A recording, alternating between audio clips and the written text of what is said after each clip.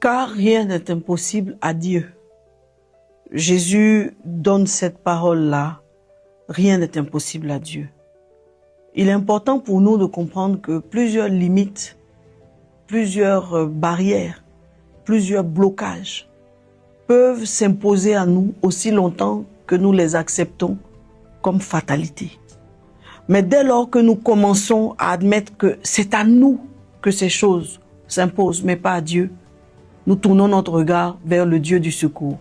La Bible dit, je lève les yeux vers les montagnes, d'où me viendra le secours me vient de l'Éternel. Nous avons des limites, Dieu n'en a pas. Nous avons des blocages, Dieu n'en a pas. Nous faisons face à des obstacles, Dieu n'en connaît pas. Et si Dieu est notre allié, si nous mettons notre confiance en lui, clair, voici les choses que nous devons développer. Premièrement, nous devons développer le fait de comprendre nos propres faiblesses. Le fait de comprendre que ces faiblesses-là sont nôtres.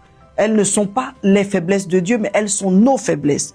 Ensuite, il faut analyser des schémas de pensée.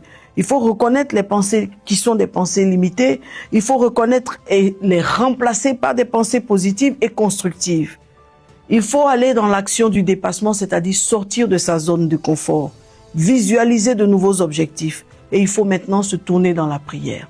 Ça va vous aider. Il faut se tourner dans la prière. Il faut s'entourer de personnes positives. Il faut comprendre qu'autour de vous, vous avez besoin de personnes qui croient en vous. Lorsque Marie rencontre le défi de la grossesse, elle trouve Élisabeth, qui croit en elle, qui lui donne un message de boost, un message de foi. À partir de cet instant, Marie reprend confiance en elle. Elle se relève sur un autre chemin. Il faut accepter vos échecs. Ça peut arriver à tout le monde d'échouer.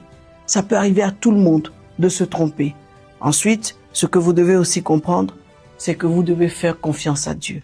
Cultivez votre confiance en Dieu. Si vous faites confiance en Dieu, il vous apportera un appui inestimable. Je vous souhaite de dépasser vos limites, de ne rien regarder comme étant une fatalité. Quelque chose peut être imposé à vous, ça peut changer. Que Dieu vous bénisse. Allons-y, dépassez vos limites. On se retrouve au prochain numéro de Succès.